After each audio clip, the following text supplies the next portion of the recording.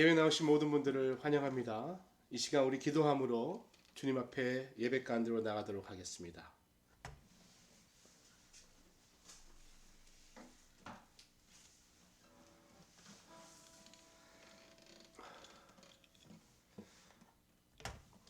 함께 기도합니다.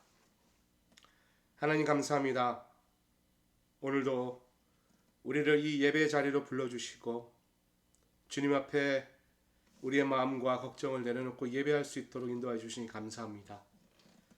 지난 3일 동안 많은 일들이 있었고 또 많은 생각들과 어려움과 또 우리의 눈물이 있었습니다.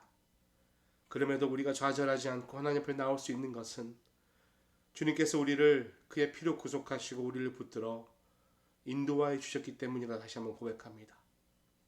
늘 주님을 바라보고 주님을 기뻐하며 늘 주님의 예배하는 삶으로 나아갈 수 있도록 저를 축복하여 주시고 특별히 오늘 이 밤에 예배 가운데 하늘의 신령한 복으로 우리를 채워 주옵소서. 감사드리며 예수 그리스도 이름으로 기도합니다. 아멘.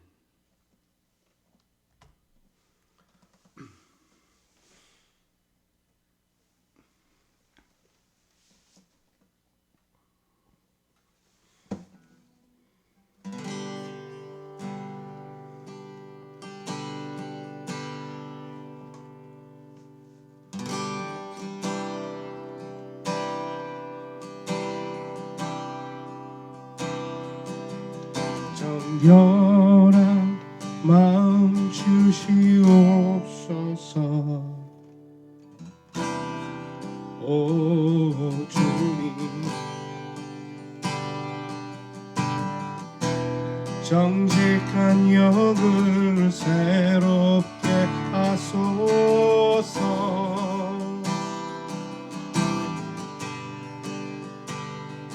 정결한 마음 주시옵소서. 오 주님, 정직한 영을 새롭게 하소서.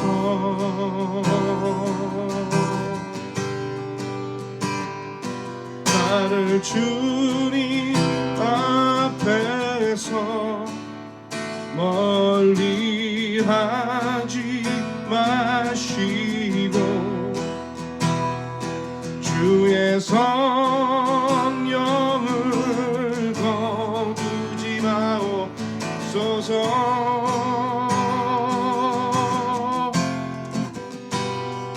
그 구원의 기쁨 다시 회복시키시고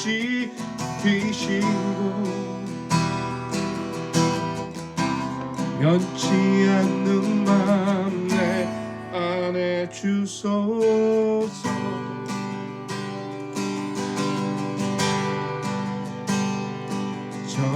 정결한 마음 주시옵소서. 오 주님, 정직한 영을 새롭게 하소서.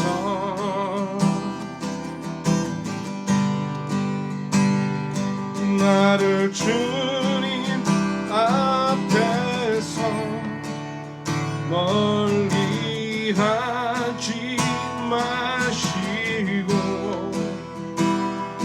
주의 성령을 거두지 마옵소서.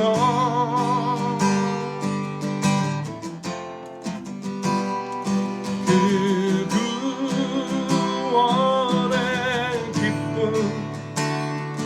다시 회복시키시고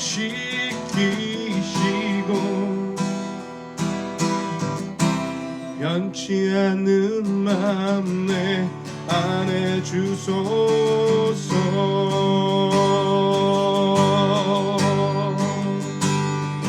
나를 주님 앞에서 멀리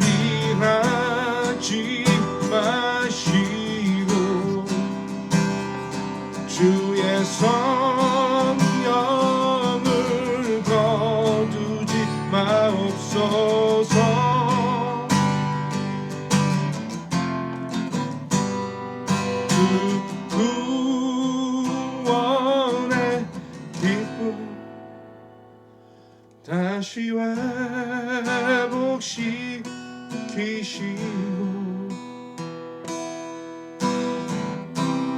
변치 않는 마음 내 안에 주소서.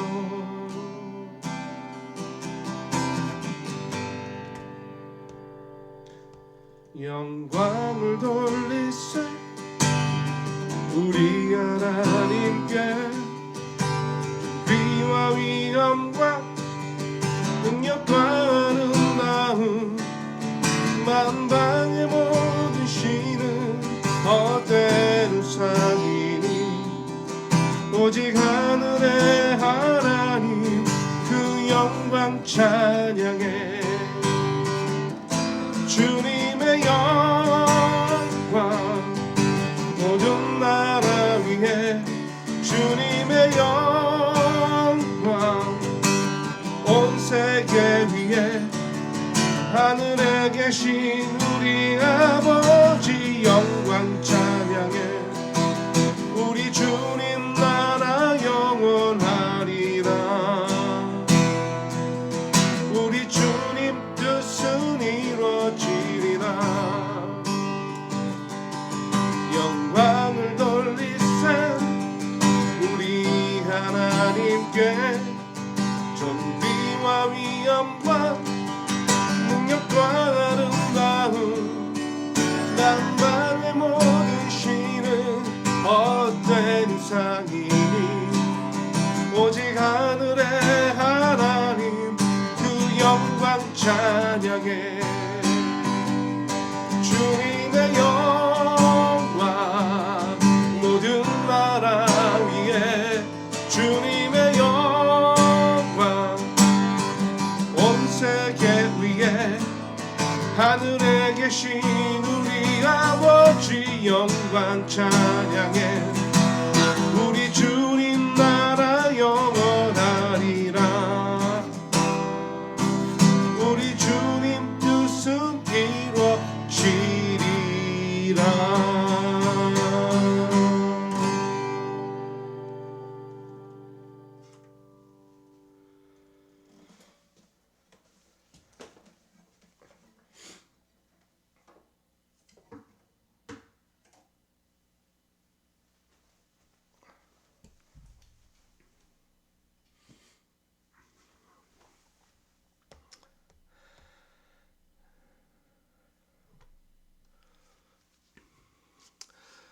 네, 오늘 하나님께서 우리에게 주신 말씀 사도행전 27장 1절에서 12절까지 말씀입니다.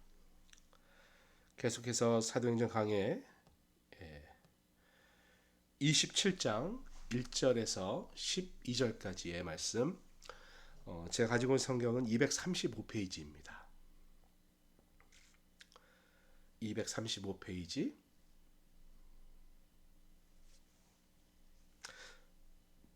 사도행전 27장 1절에서 12절까지의 말씀 우리 한 절씩 교독하겠습니다. 하나님의 말씀입니다.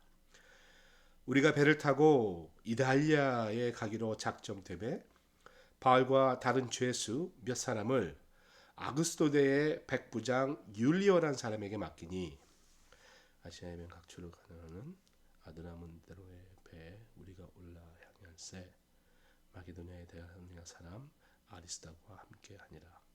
이튿날 시돈에 대니 율리오가 바울을 친절히 대하여 친구들에게 가서 대접받기를 허락하더니 또 거기서 우리가 떠나가다가 맞바람을 피하여 그으로 해안을 의지하고 항해하여 길리기아와 밤빌리아 바다를 건너 루기아의 무라시에 이르러 거기서 백부장이 이달리아로 가려 하는 알렉산드리아 배를 만나 우리를 오르게 하니 배가 더디가 여러 날 만에 간신히 니도 맞은편에 이르러 풍세가 더 허락하지 아니하므로 살모네 앞을 지나 그레데 해안을 바람막이로 항해하여 간신히 그 해안을 지나 미항이라는 곳에 이르니 라세아 시에 가깝더라. 여러 날이 걸려 금식하는 절기가 이미 끝났으므로 항해하기가 위태한지라 바울이 그들을 권하여 가르되 여러분이여 내가 보니 이번 항해가 하물과 배만 아니라 우리 생명에게도 타격과 많은 손해를 끼치려 돼. 백부장이 선장과 선주의 말을 바울의 말보다 더 믿더라.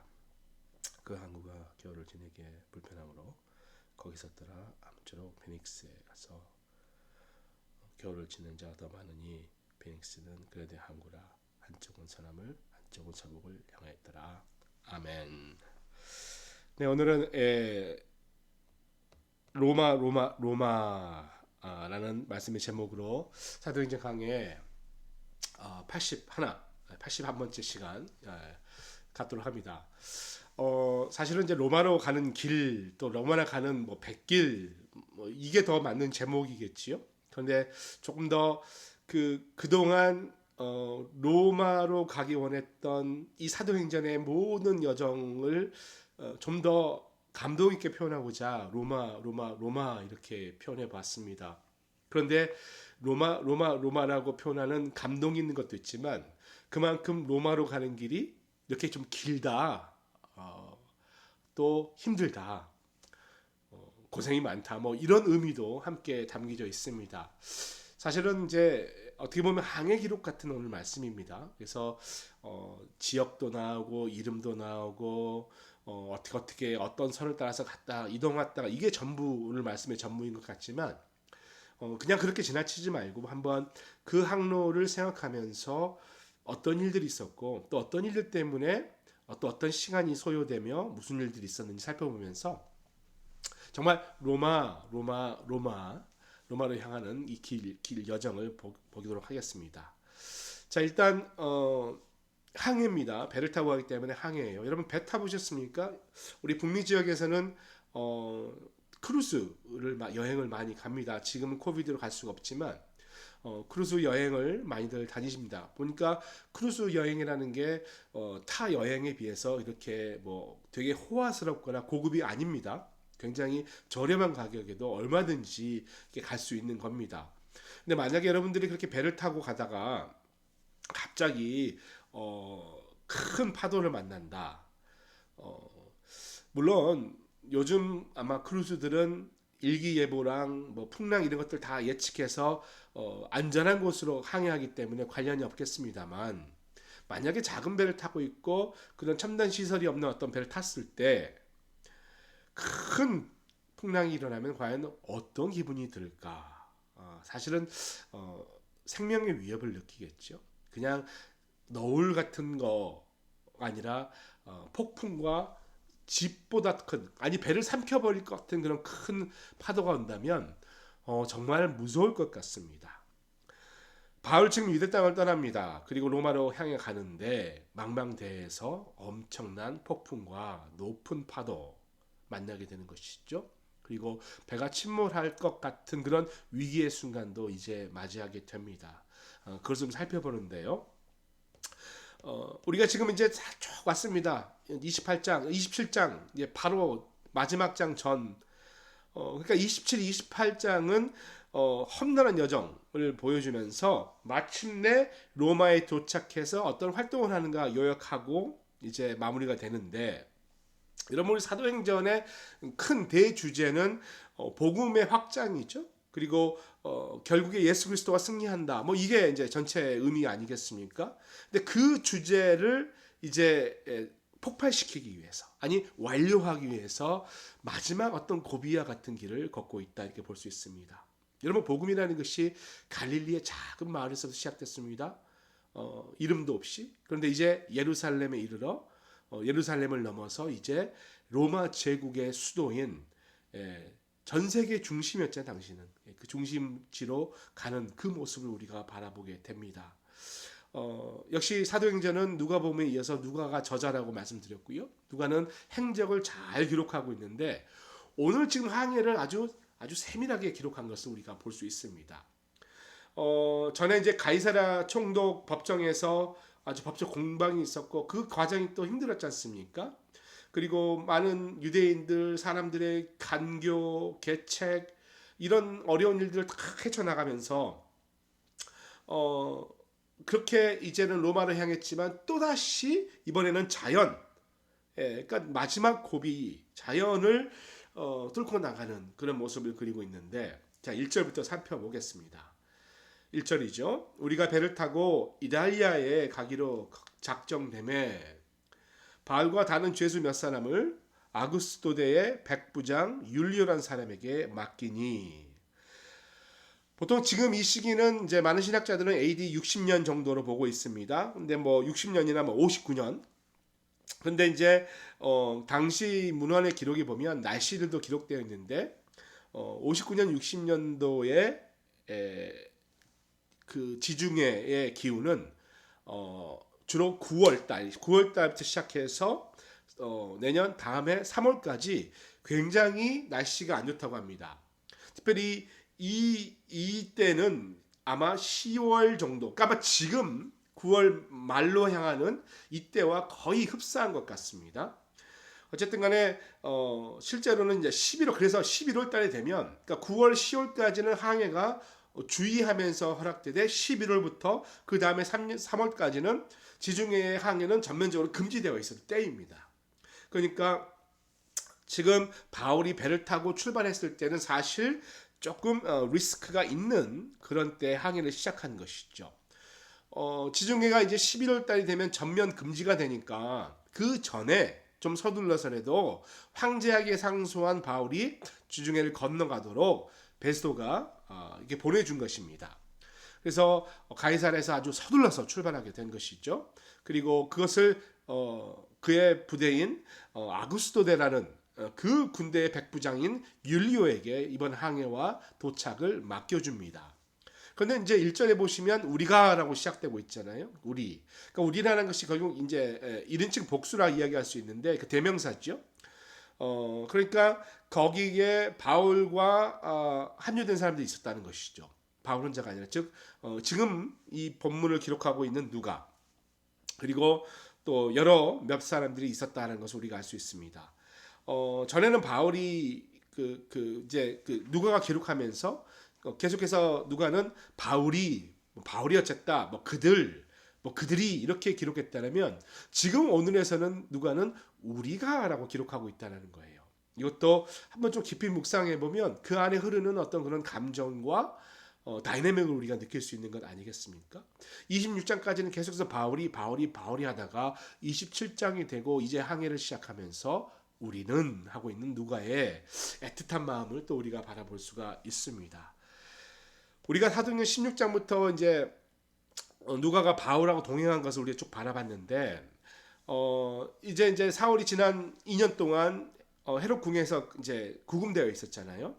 그러니까 이제 2년 동안 결국 궁 밖에서 또는 주위에서 바울이 석방되기를 누가는 기다렸던 겁니다.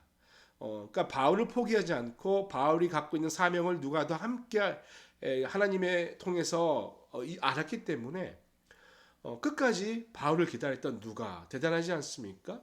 그리고 이제 상소하기 위해 로마로 오르는 길에 바울과 함께 동행하기 시작한 모습입니다. 여러분 누가는 의사였죠? 사람을 치유하는 의사였습니다. 특별히 바울이 몸이 너무나 연약했지 않습니까? 질병도 많고 또 지병으로 인해서 많은 고통이 있었는데 의사인 누가가 옆에서 아마 많이 도와줬을 것으로 우리가 생각합니다.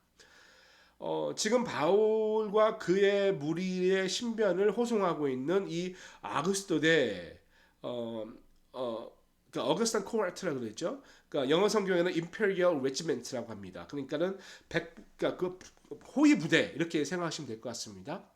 어쨌든 그 부대 백부장 100명 정도를 거느리고 있는 이 백부장 율리오가 이 일을 책임지고 이제 이달리아 즉 로마로 향해 가는데 그에게 책임을 맡겨줬다고 사실 뭐 그가 마음대로 어떤 길을 선택해 가는 건 아니죠. 그러나 그럼에도 불구하고 그들의 여정 가운데 뭐 배를 탔으면 배에 선장이 있을 것이고요. 또 이따 등장했으면 선주가 있을 것이고 배를 항해하는 항해사들과 뭐 일하는 분도 있을 것이고 또 그 전에 그들이 어떻게 여행했는지 기록해온 어떤 그런 항해 기록을 보면서 어떻게 가야 할지 결정을 해야 합니다. 그런데 어쨌든 이 모든 모든 진행 과정에 일어난 일은 사실 윤리호의 결정에 따라야 하는 것이죠. 그리고 가는 길 중에 가는 길은 윤리호가 결정할 수 없다 할지라도 가는 길에 이제 어디에 좀 정박하고 또 어디서 뭘 하고 또 이런 것은 사실 윤리호가 책임을 갖고 있으니까 윤리호의 허락을 받아야만 일이 가능했습니다. 근데 이제 우리가 이제 하반부에 가서 이제 보겠지만 바울이 율리오에게 어떤 그 충고를 하게 되는데 결국 듣지 않는 모습이 어쨌든 나오게 됩니다. 그러니까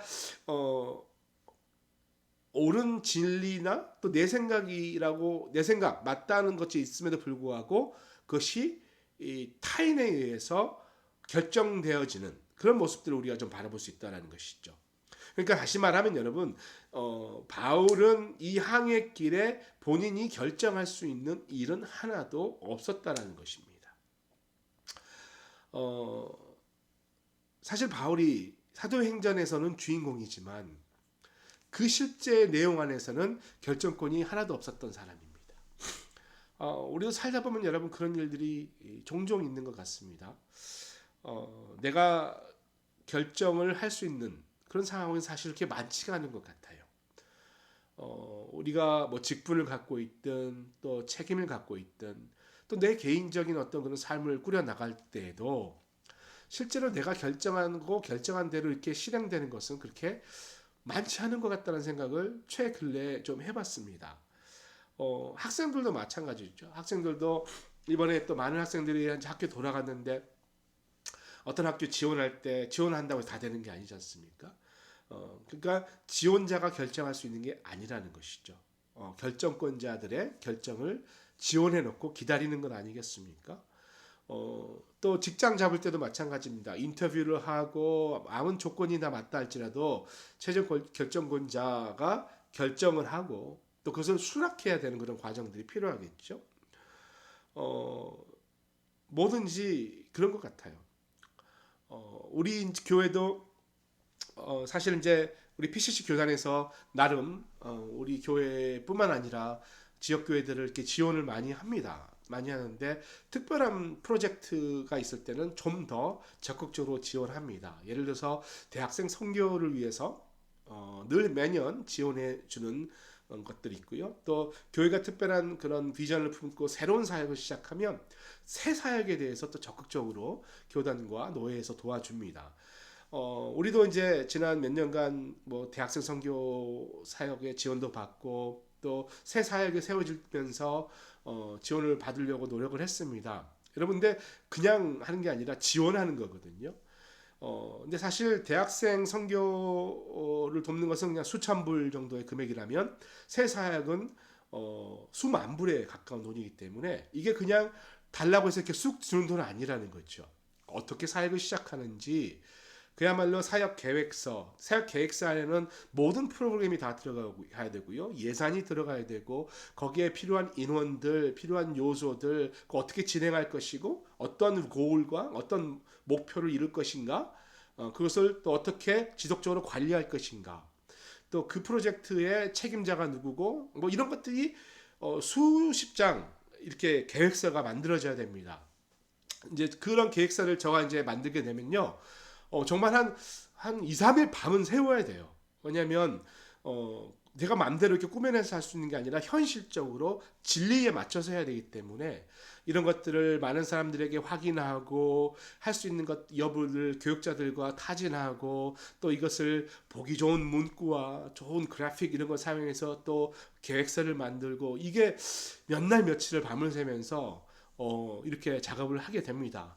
그렇게 했다고 그렇게 해서 보냈다고 그것을 받는다는 보장은 없습니다.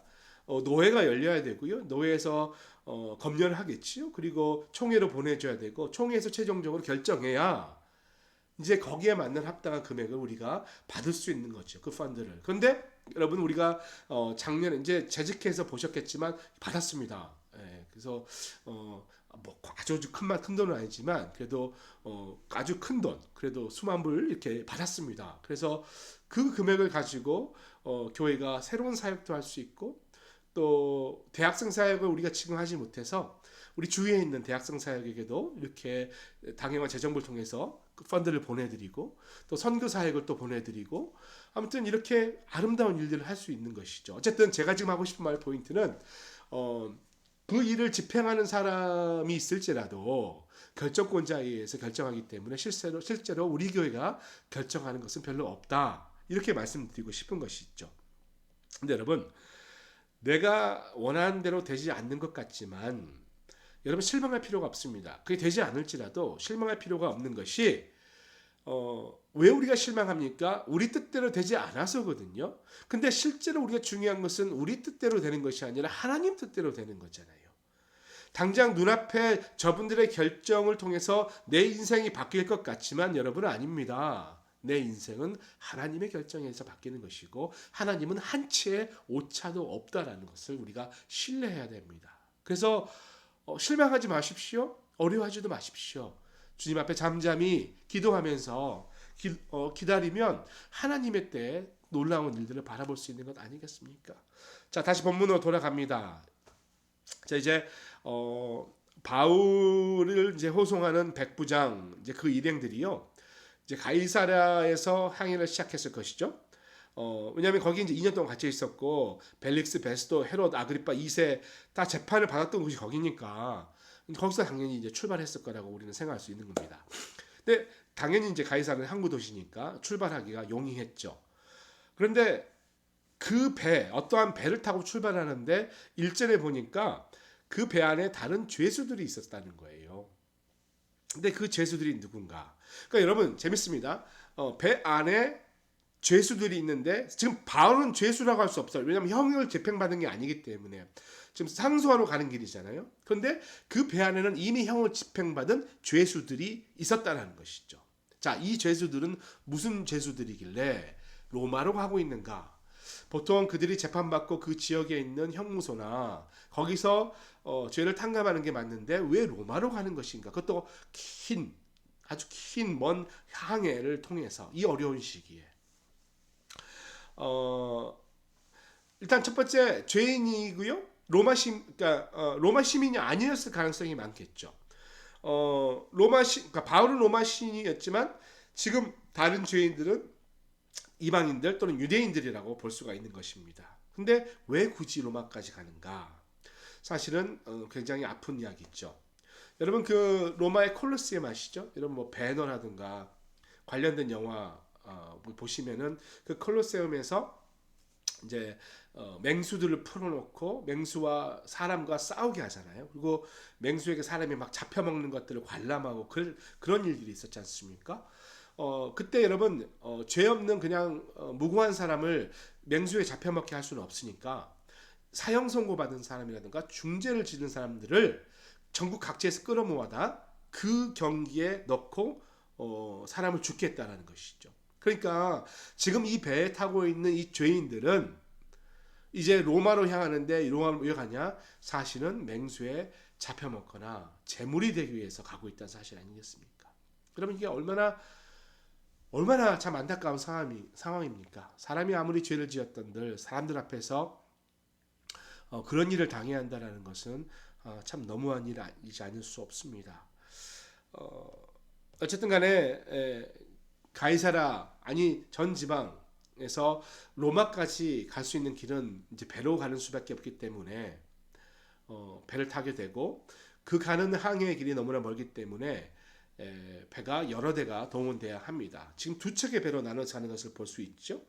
2절에 보면 아드라무데노에서 온 배, 그리고 6절에 보면 알렉산드리아에서 온 배가 있다고 등장하고 있습니다. 자, 2절 아시아 해변 각처로 가려 하는 아드라무데노 배에 우리가 올라 항해할세 마게도냐의 데살로니가 사람 아리스타고가 함께하니라.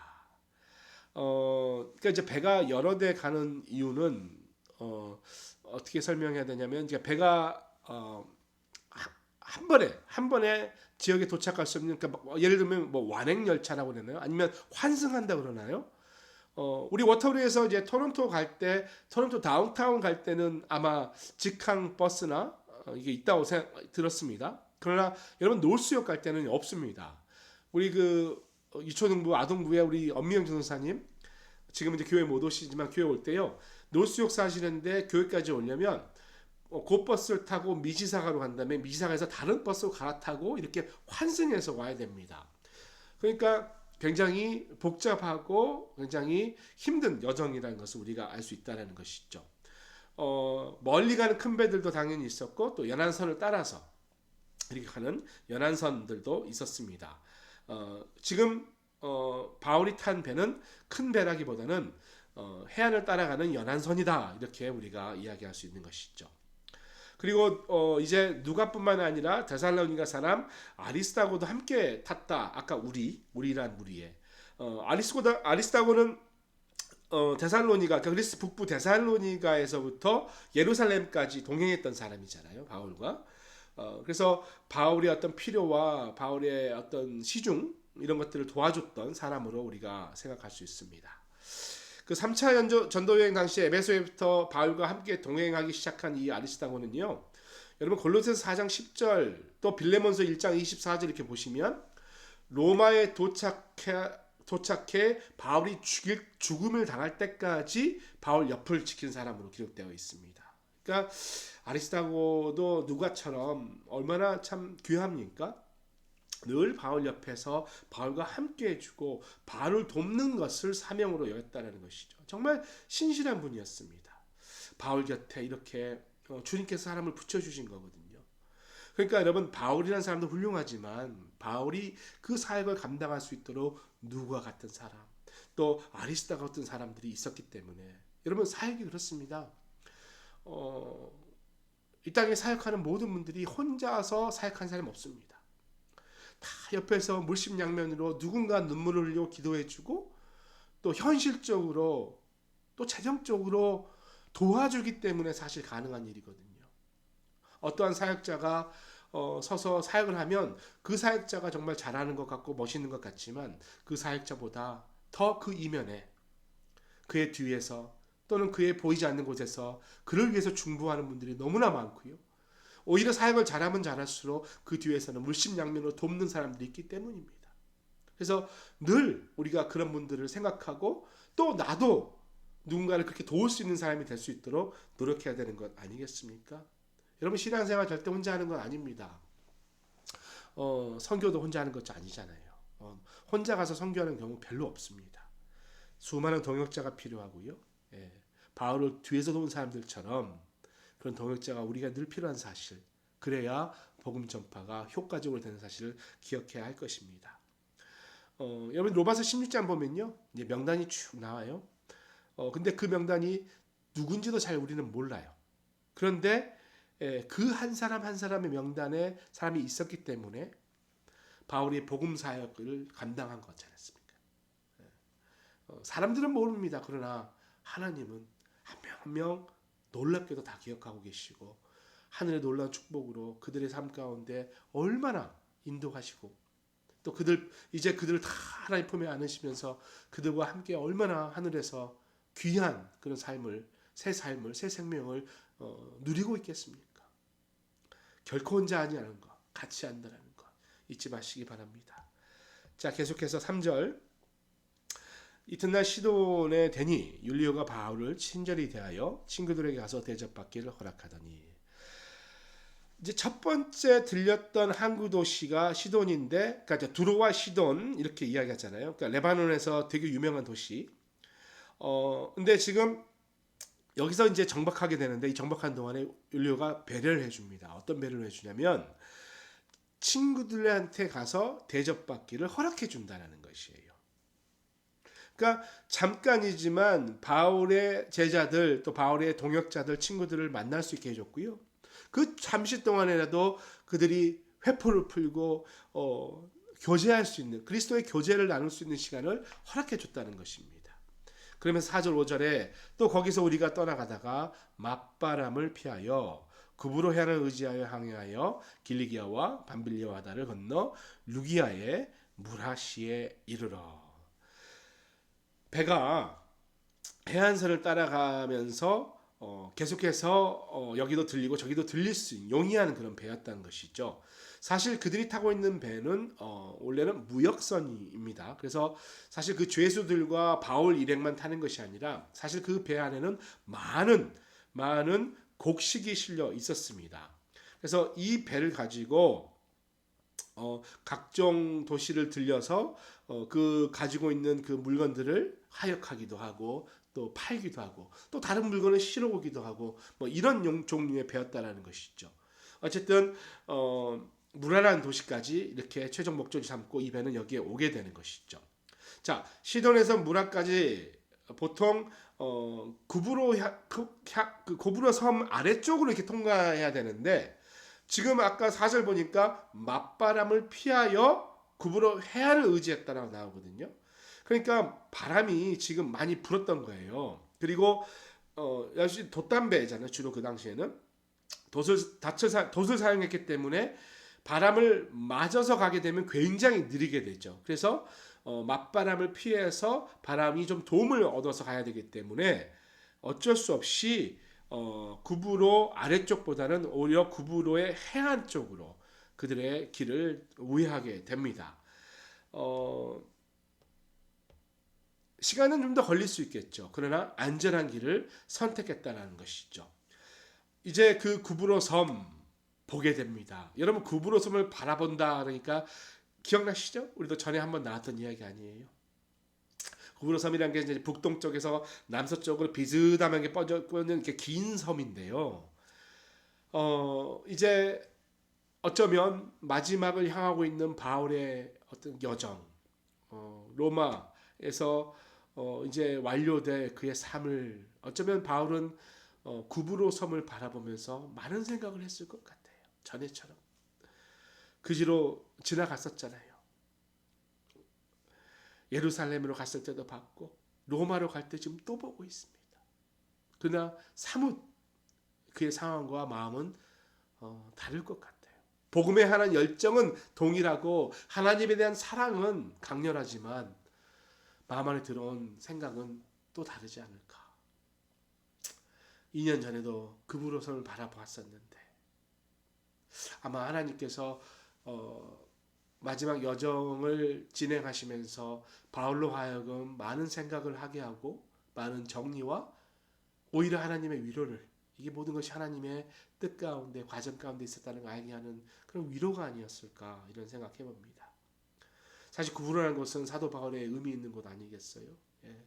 성령께서 사울로 불리던 그 바울을 바울과 바나바로 따로 세우라고 한 곳, 안디옥 교회에서 열심히 사역한 두 사람을 이제 복음 전파하는데 1차 전도회 때 처음으로 갔던 곳이 바나바의 고향이었던 구브로 섬이었잖아요. 그러니까 어떻게 보면 자기가 사도로서의 첫 사역을 시작한 곳이 구브로니까 이곳을 지나갈 때 얼마나 감회가 새로웠겠습니까? 구브로는 남쪽에 있고 길리기아가 북쪽에 있습니다. 근데 그 사이를 지금 지나가고 있는데 첫 사역을 시작한 구브로 또 반대쪽으로는 자기 고향인 길리기아. 정말 마지막을 향해 가고 있는 그 향해 양쪽으로 지나가면서 하필이면 또 그 사이를 지나갑니다. 많은 생각을 했을 것 같고 많은 마음의 감동과 뜨거움이 올라오지 않았을까. 전에 이곳을 지나갈 때는 복음의 열정으로 하나님을 위해서 내가 죽으면 죽으리라 지나갔는데 다시 보여주시는 하나님의 뜻은 무엇인가 잊지 말라는 거죠. 그리고 하나님도 잊지 않고 있다는 거죠. 너의 모든 길, 여정을, 정족을 다 내가 보고 있고 아니 내가 계획했기 때문에 순종한 너 내가 끝까지 책임져 주겠다. 그런 하나님의 놀라운 은혜 아니겠습니까? 6절 말씀입니다. 거기서 백부장이 이달리아로 가려 하는 알렉산드리아 배를 만나 우리를 오르게 하니. 백부장 율리오는 무라에서 이제 도착하고 이제는 배를 옮겨 탈 수 있는 상황이 됐습니다. 그러니까 이제 이달리아로 가는 배를 찾게 된 것이죠. 지금 이 배 찾은 배는 더 큰 배입니다. 그리고 더 안전하니까 알렉산드리아에서 출발해서 온 이 배로 갈아타게 된 것입니다. 아신 대로 여러분 그 이제 이집트의 곡창지대에서 곡물을 이제 재배해서 그것을 이제 로마로 나르는 이제 그런 배죠. 그 배가 바로 이 배다 보니까 아주 큰 배라고 우리가 이야기할 수 있습니다. 그러면서 출발하는데 7절 말씀이죠. 배가 더디가 여러 날 만에 간신히 니도 맞은 편에 이르러 풍세가 더 허락하지 아니하므로 살몬의 앞을 지나 그레데 해안을 바람막이로 항해하며. 복잡하죠, 여러분. 그러니까 무라를 출발한 이 알렉산드리아에서 온 배. 그런데 성력이 나지 않는 거예요. 지금 북서풍이 몰아치고 있고, 그러니까 이달리아 반도가 위치한 서쪽으로 향해야 되는데 북서풍이 몰려오니 더딜 수밖에 없는 건 아니겠습니까? 배가 좀처럼 나가지가 않습니다. 그래서 여러 날 만에 간신히 니도 맞은편에 도착했다 그러는데, 그러니까 여러분 무라에서 니도 맞은편까지가 약 한 200km 된다고 합니다. 그러니까 이제 순풍이 불면 약 한 이틀 정도 가는 백길인데 여기서 여러 날이라 그러니까 굉장히 많은 시간이 소요된 것 같습니다. 북서풍이 점점 강해지면서 알렉산드리아 배가 이달리아 반도를 향해서 서쪽으로 나가는 것을 아주 못 나가게 막아 있는 상태 아니겠습니까? 그러면서 8절에 간신히 그 연안을 지나 미항이라는 곳에 이르니 라세아시에서 가깝더라. 그레데 섬도 역시 좀 긴 섬이었습니다. 근데 그 섬을 바람막이로 해서 이렇게 지나가는데도 역시 바람은 너무 셌던 거예요. 그래서 라세아를 지나 간신히 이 미항이라는 곳에 도착합니다. 간신히 이르렀다고 그러잖아요. 8절에도 7절도 간신히, 또 8절도 간신히. 그러니까 얼마나 힘들게 간다는 우리가 이야기할 수 있는 거 아니겠습니까? 심한 바람, 북서풍이 불어서 이틀이면 갈 수 있는 길을 여러 날 걸려서 왔는데, 그렇게 간신히 왔는데 니도에서부터는 이제 풍세가 더 이상 허락하지가 않았다. 그러니까 이제 아예 못 가는 것이죠. 아예 못 가는 거죠. 그러면서 9절 10절입니다. 여러 날이 걸려 금식하는 절기가 이미 지났으므로 항해하기가 위태한지라. 바울이 그들을 권하여 말하되 여러분이여 내가 보니 이번 항해가 하물과 배만 아니라 우리 생명에도 타격과 많은 손해를 끼치리라 하되. 금식하는 절기가 끝났다고 해요. 그러니까 이제 금식하는 절기, 그러니까 금식이 끝나면은 바로 대속죄일이거든요. 뭐 여러분 가끔씩 이제 여기 유대 명절 보면은 그 옴키푸르라 그러죠. 키퍼 이렇게 또 표현하기도 하는데 옴키푸르라는 그 명절이 대속죄일이에요. 그러니까는 대속죄일 바로 전에 이제 금식하는 절기 굉장히 중요합니다. 무슬림도 비슷한 게 있잖아요. 라마단이라고 막 금식하고 그러지 않습니까? 근데 여러분 이 시기에 항해하는 것은 굉장히 더욱더 더 위험했다고 합니다. 그런데 그 항해의 최종 결정을 바울이 갖고 있지 않기 때문에 결국 결정권자들에게 바울이 조언하는 것이죠. 그런데 바울의 말을 듣지 않습니다. 11절입니다. 백부장이 선장과 선주의 말을 바울의 말보다 더 믿더라. 이 알렉산드리아 배의 선장, 또 이 배의 선주, 주인이죠. 그리고 이들이 아마 모든 것을 관리했겠죠. 그러나 이제 이 항해에 관해서 권력을 좀 행사할 수 있는 그야말로 백부장 율리오는요, 바울의 말을 듣는 것이 아니라 오히려 선장과 선주의 말을 들을 수밖에 없었던 것이죠. 선장과 선주의 말이 도대체 뭐길래 그렇게 그 말을 더 신뢰했는가? 12절이 보고 있습니다. 그 항구가 겨울을 지내기에 불편하므로 거기서 떠나 아무쪼록 베닉스에 가서 겨울을 지내고자 하는 자가 더 많으니 베닉스는 그레데 항구라 한쪽은 서남을 한쪽은 서북을 향하였더라. 지금 이제 미항이라는 곳에 잠시 머물러 있는데 이 미항이라는 곳이 굉장히 작은 소규모 항구였습니다. 근데 지금 더 이상 배가 가지 않아서 멀리 갈 수 없다는 걸 생각하고 결국은 3월까지 이제 기다려야 하는 그런 판국이 돌아왔다는 것이죠. 그런데 이 조그만 곳에서 3개월을 지낼 수가 없었습니다. 왜냐하면 지금 배가 큰 배거든요. 지금 배 안에만 해도 수백 명, 한 200 몇십 명이라는 그런 사람이 있었을 것이고, 근데 그 사람들이 지금 이 조그만 동네에서 내년 3월 달까지 수개월을 지낼 수가 없었습니다. 뭐 음식도 없고 아무것도 없는 거였죠. 그래서 여기보다는 좀 더 가서 피닉스, 그러니까 베닉스라는 좀 더 큰 항구 도시로 옮기자 이렇게 이야기하는 것이죠. 그게 어떻게 보면 맞는 말이지만 사실 좀 애매한 부분이 있습니다. 왜냐하면 지금 이 배에는 이집트에서 가져온 곡물들이 가득 실려 있습니다. 근데 사실 이게 다 중요하잖아요. 이게 다 돈이거든요. 근데 이 작은 항구에서 지내다가 이 곡식들을 다 판매하거나 나르지 못하고 뭐 무슨 일이 생기면 엄청난 손해가 있는 거 아니겠어요? 배가 만약에 최종 목적지까지 가지 못하면 선주, 뭐 선장, 뭐 다 막대한 손해를 봅니다. 그래서 여기서 겨울을 나야 된다면 서남쪽, 서북쪽 두 개의 해안이 바갈마게 해주는 베닉스로 가자 이렇게 이야기하는 거예요. 그래서 거기서 또 한번 뭔가 가능성을 보기 위함 아니겠습니까? 그래야 배가 안전할 것이다. 사람도 안전하고 특별히 자기네 재산도 안전할 거라는 생각을 합니다. 그리고 결국 그렇게 하는 것이죠. 바울은 수차례 위험하다라고 이야기합니다. 왜? 생명이 중요하니까, 사람들이 중요하니까. 그러나 바울의 이야기는 기굴리지 않고 실제로 바울의 의도로 결정되는 것이 아니라 또 역시 다른 사람에 의해서 그 항해의 길과 여정의 길이 결정이 됩니다. 시간이 좀 많이 지나서 말씀 마무리하는데요. 오늘 말씀의 어떤 주제는 로마로 가는 여정 가운데도 바울의 뜻대로 되는 것은 하나도 없다. 그렇죠? 결국 남의 결정에 의해서 따라가야 하는 그런 상황이었다는 것이죠. 이와 동시에 우리도 내가 결정할 수 있는 것은 실제로 많지 없다라는 것을 생각하게 됩니다. 그리고 타인의 결정에 따라가게 되는 우리 모습도 바라보게 됩니다. 그러나 여러분, 그럼에도 불구하고 바울은요, 그의 안에 하나님의 사랑이 있었고 그 사랑과 동일한 사랑을 있는 동역자들의 위로가 있었음을 우리가 알 수 있습니다.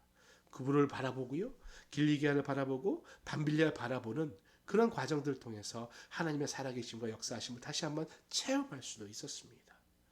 여러분, 우리도 어려운 순간, 내 결정대로 되지 않아서 내 마음 힘든 순간 그 일을 보지 마시고 눈을 들어 하늘을 보고, 눈을 들어 이미 내게 허락하신 하나님의 동료들, 또 우리 가족들 바라보고, 또 우리 주위의 삶을 바라보면서 하나님의 역사하심을 우리가 좀 기억하면 어떨까요? 내 뜻대로 되지 않는다고 내가 낙심할 것이 아니라 이 모든 여정이 하나님의 뜻 가운데 있음을 우리가 감사함으로 받을 수 있는 그런 일들이 일어나지 않겠습니까?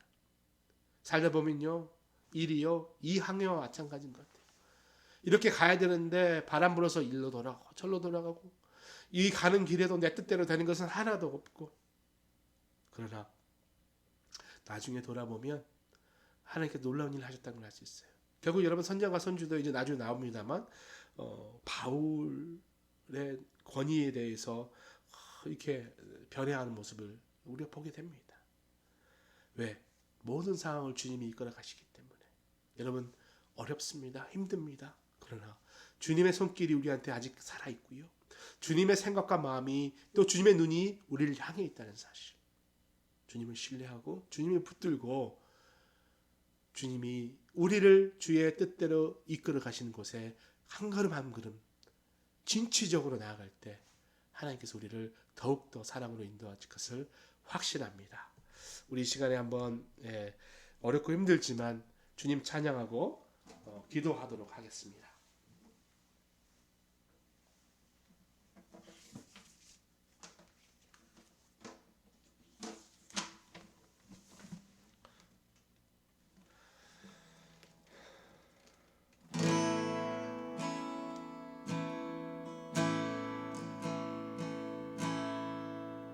외로울 때 주님의 얼굴 보라, 평안의 주님 바라보아라. 세상에서 시달린 친구들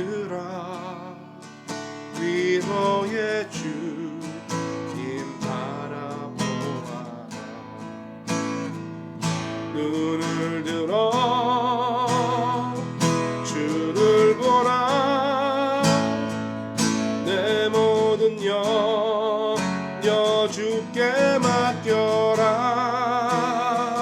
슬플 때에 주님의 얼굴 보라.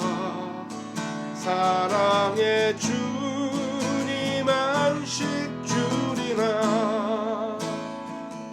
힘이 없고 내가 연약할 때 능력의 주님 바라보아라. 주의 이름 모든 자는 힘 주시고 늘 지켜주시고 눈을 들어 주를 보라. 내 모든 염려 주께 맡겨라. 슬플 때에 주님의 얼굴 보라. 사랑의 주님 안식 주리라. 눈을 들어 주를 보라. 내 모든 염려 주께 맡겨라. 슬플 때에 주님의 얼굴 보라. 사랑의 주님 안식 주리라. 여러분, 이 시간 한번 기도합니다. 기도하실 때 어렵고 힘든 순간이 올지라도, 또 내 마음대로 내 생각대로 일들이 진행이 되지 않을지라도 여전히 주님을 바라보겠습니다. 눈을 들어서 주님을 바라보겠습니다. 우리 자신을 위해서, 우리 가정을 위해서 한번 같이 기도하도록 합니다.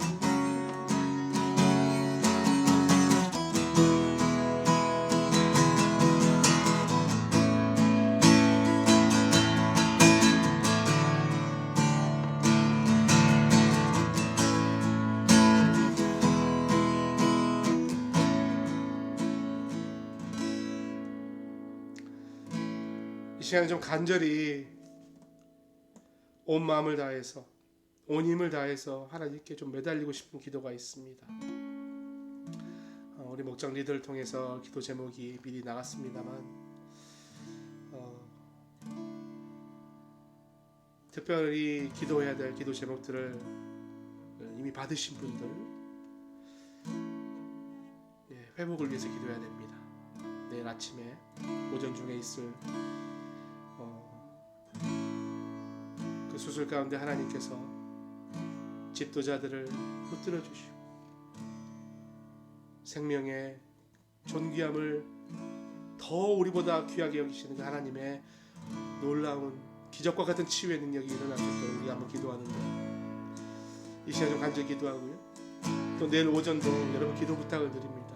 같은 시간에 할 수만 있다면 좀 금식하면서 오전 또는 점심 이렇게 좀 저와 함께 좀 금식하면서 매달렸으면 좋겠습니다. 붙들렸으면 좋겠습니다. 한번 우리가 기도하고 하나님의 놀라운 치유의 능력, 하나님을 담대히 믿는 그 믿음, 용기 달라고 우리 한번 큰 소리로 주여 한번 외치고 기도하겠습니다. 주여! 아버지 하나님 감사합니다. 거기 도와주시고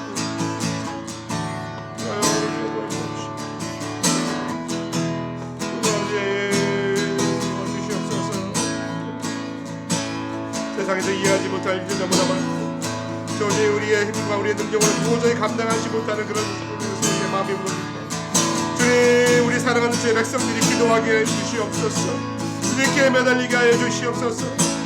우리는 힘이 없으나 하나님의 능력이 있으시며 하나님은 치유하시며 하나님은 모든 것을 창조하시는 생명의 능력과 부활의 능력이 있으시므로 하나님께서 이 모든 문제를 주께서 책임져 주실 것을 우리가 단지 못하고 주여 우리가 붙들어서 기도할 수 있도록 도와주시고 하나님의 능력을 경험할 수 있게 도와주시옵소서. 주여 내일 아침에 주님 있는 수술 가운데 주님께서 동행하여 주시고 특별히 우리 집도자들 우리 의사선생님들 주께서 붙들어 주시고 그들의 수술을 집행할 때 주여 하나님의 놀라운 수요 치유 주여 아이가 회복될 수 있는 그런 귀한 마음이 도와주시옵소서.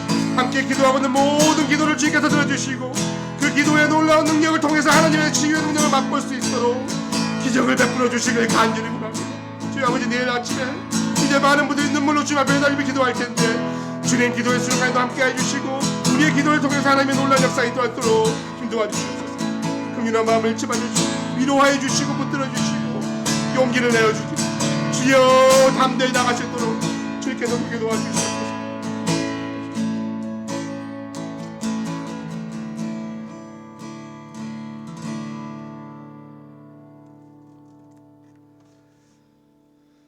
하나님,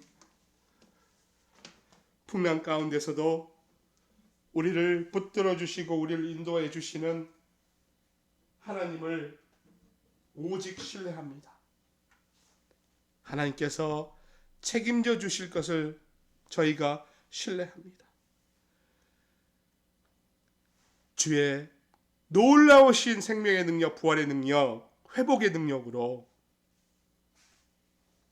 특별히 내일 있을 그 수술 가운데 하나님 함께 해주시고 주님께서 친히 의사 선생님의 손에 안수하여 주시고 주님께서 함께 해주심으로 하늘의 치유의 역사가 일어날 수 있도록 놀라운 은혜를 베풀어 주시옵소서. 기도 제목을 가지고 기도하고 있는 많은 분들이 계십니다. 함께 기도할 때에 하나님의 역사가 일어남을 바라보게 하여 주옵소서. 주께 동원합니다. 하늘에 계신 우리 아버지, 아버지 이름을 거룩하게 하시며 아버지 나라가 오게 하시며 아버지 뜻이 하늘에서와 같이 땅에서도 이루어지게 하소서. 오늘 우리에게 일용할 양식을 주시고 우리가 우리에게 잘못한 사람을 용서해 준 것 같이 우리 죄를 용서해 주시고 우리를 시험에 빠지지 않게 악에서 구하소서. 나라와 권능과 영광이 영원히 아버지의 것입니다. 아멘. 예수의